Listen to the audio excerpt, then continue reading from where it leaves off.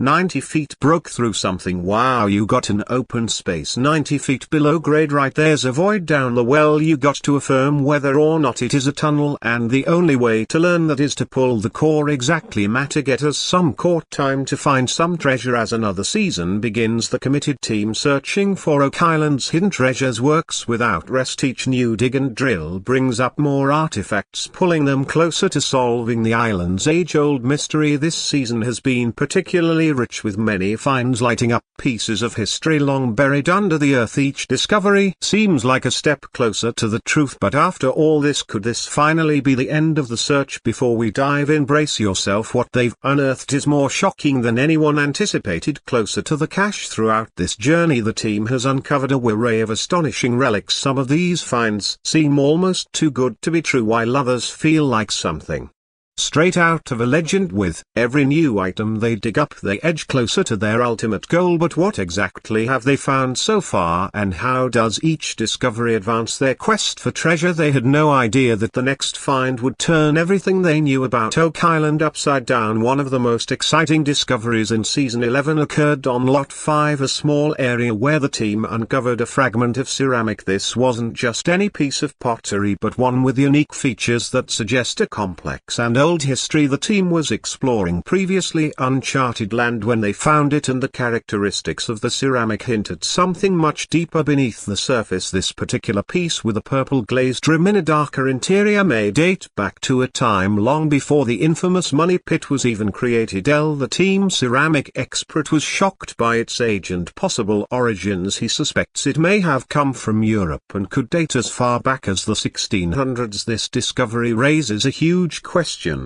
How early did people start exploring or living on Oak Island? But the ceramic was only one of many clues. During their dig near a circular stone formation, Gary, the metal detection expert, uncovered an old iron latch buried deep underground. This latch could have been part of a cellar or even a hidden trap. Its presence suggests that whoever was on the island long ago may have intentionally modified the land. They could have been trying to hide something or keep it secure. As the team digs deeper, they start to wonder if the circular stone formation is actually a natural feature at all. Could it have been built by human hands to hide something valuable? With both the ceramic piece and the iron latch found so close together, this theory gains weight. Could this area have been some sort of hidden storage deliberately constructed to keep its contents a secret from curious eyes? To better understand what they're dealing with, the team sends the iron pieces to a lab for more analysis. A CT scan reveals that the artifacts were carefully made and had multiple uses. Armon Leg, a blacksmith expert, examined the finds and confirmed their age and potential function, dating them to before the 1840s. This only deepens the mystery. Who were these early visitors and what were they hiding? Meanwhile, the team's exploration continues at a site called the Garden Shaft. With high hopes, they dig deeper into the tunnels below. Working with the D's contracting crew, they carefully navigate the underground pathways that have stunk treasure hunters for years. However, water seeping into the tunnels presents a new challenge, requiring solutions to keep their path safe and stable. As they move forward, they begin to find signs of something massive underground. They come across a large void which they nickname Aladdin's Cave. This hollow area suggests there may be something precious hidden below, perhaps even gold. The presence of wooden structures also hints that humans have worked in this area before, possibly building secret chambers to hide their treasures. But this wasn't the most surprising part. As THE team investigates boreholes around the money pit, they turn to Dr. Ian Spooner and his colleagues for help. Using advanced techniques including fluorescent spectroscopy, they analyzed the soil for traces of metal and other materials. The results show that Oak Island's history is even more complicated than anyone thought. It seems people have been digging and possibly hiding things on the island for far longer than previously believed. As the team pushes forward, more artifacts come to light. Among them is a collection of old coins found near Lot 5. These coins, which appear to have been made by hand, look a lot like Roman coins that were found on the island in the past. This raises more questions. Could Oak Island's history be connected to multiple different cultures and time periods? Excitement filled the air as Rick quickly called his brother Marty to join him at the Oak Island dig site. They had already made an exciting find, and the day was just getting started. Early in their search, On lot 5 Rick stumbled upon yet another coin. This was now the third coin they had found, and the season had only just begun. The coin, like the others, looked like it had been crafted by hand. Its worn edges and the greenish-brown color showed that it was old, perhaps even older than the history of Oak Island itself. This find made the brothers wonder if it could be a key to understanding the larger mystery of the island. Eager to learn more, Rick and Marty took their growing collection of coins to Laird and Emma, the experts at the Interpretive Center, using modern tools like XRF, which analyzes the elements in objects, and CT scanning. They hoped to uncover the origins of these mysterious coins. The results were fascinating. The first coin, made mostly of copper and silver, seemed different from Roman coins, which are typically made from tin and lead. This made the team think that while the coin was ancient, it was from a different time or place than they had originally thought. But this wasn't the most puzzling part. When they looked at the second coin, they found something intriguing. A faint image of a woman seemed to be etched into its center. This coin was made of copper, tin and silicone materials similar to Roman coins found on the island before. Could this be a sign that the Knights Templar or some other early visitors had brought this coin to Oak Island? The third coin, however, left the team scratching their heads. It had a unique pattern of woven or chain-like links. A scan showed it was made from brass, copper, silver and surprisingly iron and manganese. The inclusion of these materials suggested that the coin could be more modern than the others, throwing off their expectations. However, upon closer examination, Emma noticed high levels of calcium and phosphorus, elements often found in French deniers from the 13th century. This was similar to the composition of a lead cross they had discovered earlier, sparking a new theory about the historical connections between these artifacts. But this wasn't the strangest part. Could these coins point to trade or contact between different cultures like the Knights Templar and local populations on Oak Island? The team's curiosity grew as they thought about the possibilities. Were these coins evidence of long-ago exchanges between different groups? Feeling motivated by these discoveries, the team headed back to Lot 5 the next day, eager to find more. Craig's sharp eye quickly picked out a small iron object that looked like it could be part of a map. They sent it off for analysis, hoping it might reveal more secrets. Then, under a pile of debris, they found yet another coin, the fourth of the season. This coin was in excellent condition, and its well-preserved surface made it easy to see that it was likely Roman. Like the other coins, it was handmade, and its aged surface told a story of many years gone by. These discoveries were thrilling, but they also made the team realize they had only scratched the surface. The team decided to shift their attention to the swamp area of Oak Island. In past seasons they had uncovered many important artifacts near the dam. With limited access to the area, they turned to their remotely operated vehicle off for an underwater look. Tony volunteered to dive in, eager to get a first-hand look. As Tony searched the murky waters, he made an exciting discovery: pieces of worked timber that matched details from Zana's map of the area. These wooden beams suggested human activity in the swamp, perhaps dating back centuries. But this wasn't all. Tony found more ceramic fragments and a clay sailor pipe, all lying near a large boulder. This led the team to wonder if the swamp had once been a hidden spot where items were secretly stored untouched for years. But the biggest surprise came as Tony continued his search. During a sweep around the boulder, his metal detector buzzed with excitement. He uncovered a round coin-like object with a hole in the center. It looked a lot like ancient Chinese coins. This raised even more questions. Could the swamp have been a place of trade? Had a shipwreck occurred here, or perhaps the indigenous people of Oak Island had a significant role in the history of this mysterious place? As we dive deeper, new clues emerged that might link the island's past and present. Secrets of the soil. The dam on Oak Island, built over centuries ago with simple tools and methods, may hold clues about the artifacts the team is uncovering today. Marty Lagina, using a tractor, began clearing large rocks from a circular depression to set up an important excavation. As they dug deeper, Jamie found something surprising: a large piece of pottery, possibly the biggest ever discovered in that area, buried in the wet earth. The team's expert identified the pottery as coarse earth and more likely made in England or Pennsylvania in the late 1700s. Around the 1770s, this find is older than some of the previous discoveries in this part of the island by about 20 years. The pottery could have belonged to the island's early settlers, or maybe someone found it later and buried it again for safekeeping. Although the find is exciting, figuring out exactly where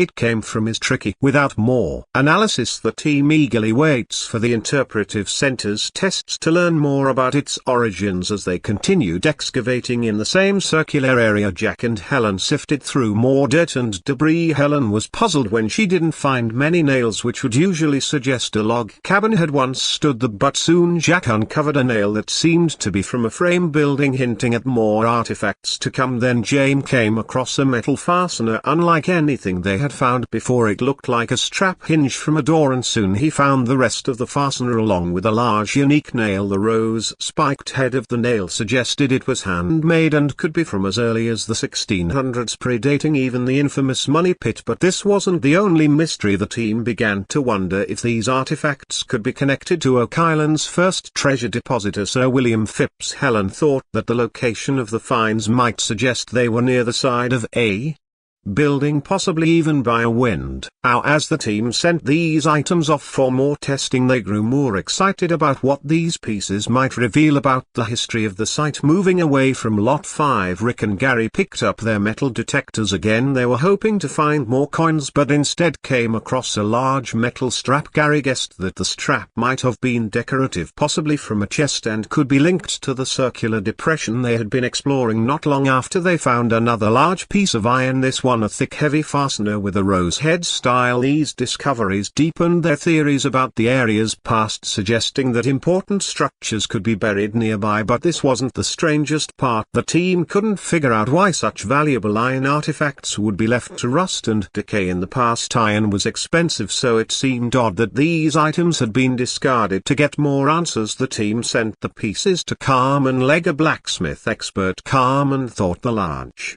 iron pie piece might have been a chisel used in mining or tunneling, possibly by the original builders or treasure depositors on the island. Carmen's examination of the bow-shaped strap revealed that it likely decorated a chest or wooden box. This style was common among the French in earlier centuries. This discovery opened up new possibilities, suggesting that the French may have visited or used Oak Island before the English or even Sir William Phipps. This idea matches earlier findings by Zana Helper, who had studied maps of Oak Island and Nova Scotia with French writing on them dating back to the time of the Knights Templar. Meanwhile, over at the Money Pit, the team's drilling operation was in full swing. They were hoping to find hidden tunnels or structures, but at first they only hit soil. However, things took a turn when they reached a depth of around 100 feet and started finding chunks of wood. This was a strong sign they were near a wooden structure, possibly a tunnel underneath the borehole. As they drilled further, more wood emerged, confirming their presence of an underground structure. The big question now was, where did this tunnel lead? Could it connect to the garden shaft or the baby blob? These new findings were exciting, but they also raised even more questions, pushing the team to keep searching in unraveling Oak Island's secrets. With each layer uncovered, we move closer to revealing the island's hidden stories. The wooden path. Researchers studying the wood fragments found near the garden shaft have made some interesting discoveries about their origin. These fragments are from trees similar to ones found in nearby areas. One fragment found about 105 feet below the surface on the eastern side of the garden shaft marks an important first find from this location. As the team dug deeper, they came across more wood pieces at the same depth, but this time these fragments were small, found in soil that had a darker grayish tone. This change in color suggests that the exploration may have reached an underground passage. The drilling records add more intrigue to the story.